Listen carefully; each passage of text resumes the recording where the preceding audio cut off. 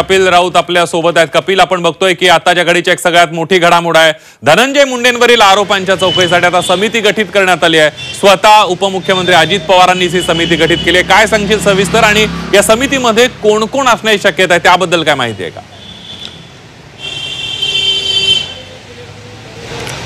नक्कीच अजित पवार आता ॲक्शन मोडवरती आले असं बोलू शकतो आपण। याच्या आधी पाहिलं का धनंजय मुंडे असतील, धस असतील, अनेक बीड प्रकरण प्रचंड गाजत चाललेले आहे आणि धनंजय मुंडेवरती अनेक आरोप होत चाललेले आहेत। यातलाच एक आरोप होत आहे का या आरोपामध्ये दोन गोष्टी आहे का DPDCची जी बैठक झाली त्या बैठकीमध्ये धस असतील किंवा अनेक विरोधक आहेत त्यांनी आरोप केले होते का जी निधी वाटला गेलेला होता त्याच्यामुळे घोटाळा झालेला आहे आणि दुजाभाव झालेला आहे। हे दोन मुख्य आरोप होते आणि या दोन मुख्य आरोपाचा जो पडताळण्यासाठी आता ही कमिटी नेमण्यात आलेली आहे। खास करून जे धाराशिवचे उपजिल्हाधिकारी आहेत संतोष भोर हे या पूर्ण समितीचे अध्यक्ष असणार आहे आणि ह्याच्या अंडर ही समिती गठीत करण्यात आलेली आहे। जवळपास 8 दिवसामध्ये ही समिती काय काय घोटाळे झालेले आहेत, जे कामं दिलेली आहेत ती कामाची सध्याची स्थिती काय आहे, कामावरती किती खर्च झालेला आहे, खरंच हा खर्च अपेक्षित होता का, त्याचबरोबर खरोखर जी बिलं काढली ती बिलं व्यवस्थित आहेत का, ती बिलं खरी आहेत का, या सर्व गोष्टीचा तपास जो आहे या 8 दिवसात करण्यात येणार आहे। जवळपास 72 ते 78 कोटीची घोटाळा झालेला आहे असे आरोप होत आहेत।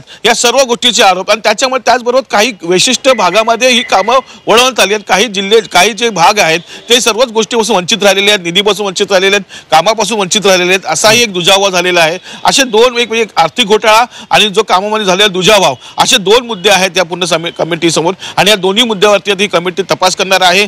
त्याच्यामध्ये आता धनंजय मुंडेपर्यंत ही कमिटी पोहोचते का, धनंजय मुंडेपर्यंत यांचे धागेदोरे पोहोचतात का, हाही एक विषय असणार आहे। कारण धसनी थेट धनंजय मुंडेंवरती आरोप केले होते या DPDCच्या बैठकीमध्ये, त्यामुळे एकंदरीतच आता हे सर्व धागेदोरे धनंजय मुंडेपर्यंत पोहोचतात का, त्यातून काही निघतं का, हेही पाहणं खूप महत्त्वाचं असणार आहे। आणि ही कमिटी 8 दिवसात हा जो अहवाल आहे अजितदादा समोर आणि अर्थ कार्यालयामध्ये सबमिट करणार आहे। त्यामुळे आता या 8 दिवसाच्या अहवालामधून काय नक्की निघतंय, कोणता घोटाळा निघतोय, कोणता दुजाभाव निघतोय याकडे सर्व लक्ष लागलेलं आहे आणि त्यामुळे एक मोठं पाऊल उचलले अजितदादांनी आणि त्वरित पाऊल उचलले। कारण DPDCची बैठक झाल्यानंतर त्वरित ही समिती त्यांनी 3 सदस्य समिती गठीत केलेली आहे। त्यामुळे एक त्वरित पावलं उचलण्याचं काम आता अजितदादा करतायत। आता ही कमिटी कशा प्रकारे काम करते, त्यातून काय बाहेर येते याकडे सर्व लक्ष लागलेलं आहे। अगदी कपिल, या सगळ्यामध्ये सुरेश धस यांनी नियोजन समितीच्या बैठकीमध्ये पेन ड्राईव्ह नेलेला होता, अजित पवार यांच्याकडे तक्रार केली, अजित पवारांनी लेखी तक्रार करायला सांगितली। यामध्ये अनेक आरोप सुरेश धस यांनी केलेले आहेत। निधी दिला, एका पैशाचं काम झालं नाही, खोटी बिलं सबमिट करून 73 ते 78 कोटी रुपये सरकारचे लुबाडण्यात आले। पुढचा एक महत्त्वाचा मुद्दा, परळी तालुक्यामध्ये जास्तीत जास्त कामं केली, जिल्ह्यातल्या इतर तालुक्यांमध्ये कोणतीही कामं झाली नाहीत। एक ना अनेक आरोप सुरेश धस यांनी केलेले आहेत। त्याचबरोबर प्रकाश सोळंकी यांनी सुद्धा या संदर्भात आरोप केले आहेत।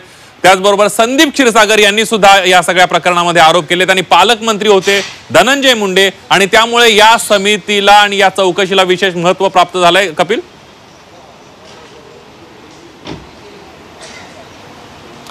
नक्कीच जो सूर लागला होता विरोधकांचा तो थेट सूर पालकमंत्र्यांच्या विरुद्ध होता। म्हणजे जे मागचे पालकमंत्री होते धनंजय मुंडे, एकंदरीतच जो प्रकार सुरू आहे, ज्या प्रकारे बीडमध्ये ज्या प्रकारे सर्व गोष्टी सुरू आहेत आणि धनंजय मुंडेवरती अनेक आरोप होते, त्यातला हा एक महत्त्वाचा आरोप होता। जे विरोधक होते, जी तू नावं घेतलीस, जी विरोधक होते त्या विरोधकांचा सर्व सूर जो होता तो पालकमंत्र्यांनी आपल्या भागामध्ये सर्व कामं वळवलेली आहेत, आपल्या मर्जीतल्या लोकांना कामं दिलेली आहेत, काही खोटी बिलं काढलेली आहेत आणि काही कामच झाली नाही त्याची बिलं निघालेली आहेत, असे अनेक आरोप झालेले आहेत। अशा संदर्भातला एक पेन ड्राईव्ह हा अजितदादांनी दिला होता आणि अजितदादांनी सांगितलं होतं की तुम्ही लेखी तक्रार द्या।